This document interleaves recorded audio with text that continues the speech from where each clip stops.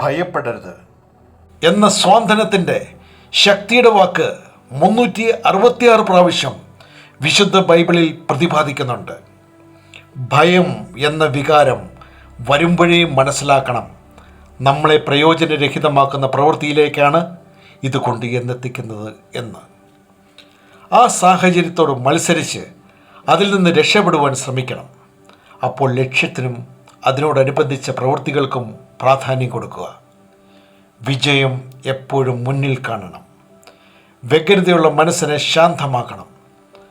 ഭയത്തിൻ്റെ കോണിൽ നിന്നും മാറി നിന്ന് ചിന്തിക്കുകയും ക്രമേണ ഭയത്തെ അകറ്റി നിർത്തുകയും ലക്ഷ്യത്തിന് കൂടുതൽ സ്ഥാനം കൊടുക്കുകയും ചെയ്യുക. വാറൻ എഡ്വേർഡ് ബഫറ്റ് കോളേജ് വിദ്യാർത്ഥിയായിരുന്ന കാലത്ത് ക്ലാസ്സിൽ ഒന്ന് എഴുന്നേറ്റ് നിന്ന് സ്വന്തം പേര് പോലും പറയുവാൻ ഭയപ്പെട്ടിരുന്നു. മറ്റുള്ളവരുടെ മുന്നിൽ സംസാരിക്കുവാനോ സ്വന്തം ആശയങ്ങൾ പങ്കുവയ്ക്കുവാനോ അദ്ദേഹത്തിന് ധൈര്യമില്ലായിരുന്നു. ഉള്ളിൽ കഴിവുകൾ ഉണ്ടായിട്ടും അത് പുറത്തെടുക്കുവാനോ മറ്റുള്ളവരെ പറഞ്ഞ് മനസ്സിലാക്കുവാനോ അദ്ദേഹത്തിന് സാധിച്ചിരുന്നില്ല. അതിനാൽ പല അവസരങ്ങളും അദ്ദേഹത്തിന് നഷ്ടമായി. ഈ അവസ്ഥ ബഫറ്റിനെ വല്ലാതെ തളർത്തി. ഈ പ്രതിസന്ധി തരണം ചെയ്യുവാൻ വ്യക്തിത്വ വികസന കോഴ്സിൽ പ്രസംഗ പരിശീലനത്തിന് പോകുവാൻ തീരുമാനിച്ചു. പക്ഷേ ഉൾഭയം മൂലം അതിൽ നിന്ന് പിൻവാങ്ങി. പിന്നീട് 21-ാം വയസ്സിൽ അദ്ദേഹം സ്റ്റോക്ക് ബ്രോക്കറായി. അപ്പോൾ അദ്ദേഹത്തിന് ഒരു കാര്യം വ്യക്തമായിരുന്നു: ഈ ബിസിനസ്സിന് 2 കാര്യങ്ങൾ മാത്രമേ ആവശ്യമുള്ളൂ.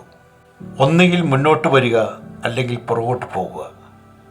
അവസാനം എനിക്കും വിജയിക്കണം എന്ന പാത അദ്ദേഹം തിരഞ്ഞെടുത്തു. മുന്നോട്ട് കടന്നു വന്നു. അതിനുശേഷം പ്രശസ്ത ട്രെയിനറായ ഡേൽ കാർണിഗിയുടെ വ്യക്തിത്വ വികസന കോഴ്സിൽ പ്രസംഗ പരിശീലന ക്യാമ്പിൽ ചേർന്നു. ആ കോഴ്സിൽ തന്നെപ്പോലെ തന്നെ ഭയവും ഉത്കണ്ഠയും അപകർഷതാബോധവുമുള്ള 30 പേരെ കണ്ടുമുട്ടി. എന്നാൽ ഡേൽ കാർണിഗിയുടെ പരിശീലനം അദ്ദേഹത്തെ മാറ്റിമറിച്ചു. പിന്നീടുള്ള ബഫറ്റിൻ്റെ പ്രവർത്തനം വഴിയുള്ള വിജയം ചരിത്രമാണ്. അമേരിക്ക കണ്ടതിലും വെച്ച് മികച്ച ബിസിനസ്സുകാരൻ, നിക്ഷേപകൻ, പ്രസംഗകൻ, മനുഷ്യസ്നേഹി എന്നീ നിലകളിൽ വാറൻ ബഫറ്റ് ലോകത്തറിയപ്പെടുന്നു. ബിസിനസ്സിൽ വാറൻ ബഫറ്റ് തിയറി തന്നെയുണ്ട്: ഭയപ്പെട്ട് പുറകോട്ട് മാറി പോകുന്നവരുടെ പേരുകൾ ചരിത്രത്തിലില്ല. ബഫറ്റിനെ പോലെ ഭയം മാറ്റി ധീരതയോടെ കടന്നു വന്ന വ്യക്തികളാണ് വിജയത്തിൻ്റെ പേരുകളിൽ അറിയപ്പെടുക. നാം നമ്മെ ഫലപ്രദമായി ഉപയോഗപ്പെടുത്തിയാൽ ആരും നിസ്സാരരല്ല. ഭയത്തെ നാം അകറ്റി നിർത്തുമ്പോൾ നാം അറിയാതെ ശക്തിയായ ഒരു ഊർജം ലഭിക്കുകയും അതിനെ മറികടക്കുവാൻ സാധിക്കുകയും ചെയ്യും. യോഗ, ധ്യാനം, ആയോധന കലകൾ എന്നിവ പഠിച്ചിട്ടുണ്ടെങ്കിലും ഭയത്തെ മറികടക്കാൻ മനസ്സുകൂടെ വിചാരിക്കണം. അതിനാൽ മനസ്സിനെ ശക്തിപ്പെടുത്തുന്ന സെൽഫ് ടോക്കുകൾ അഥവാ സ്വയം ഉദ്ധരണികൾ നല്ലതാണ്. ഈശ്വര ചിന്തകളും ഭയത്തെ മറികടക്കുവാൻ സഹായിക്കുന്നു. കാര്യങ്ങളെ ധൈര്യമായി നേരിടുക.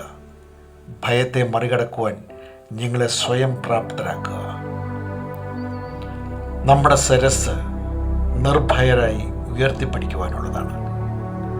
നമ്മുടെ മനസ്സ് ഭയമില്ലാത്ത അവസ്ഥയിൽ കാത്തു സൂക്ഷിക്കുവാനുള്ളതാണ്. ധൈര്യം കൈവിടിയാതെ എപ്പോഴും ധീരരായിരിക്കുക. രവീന്ദ്രനാഥ് ടാഗോർ.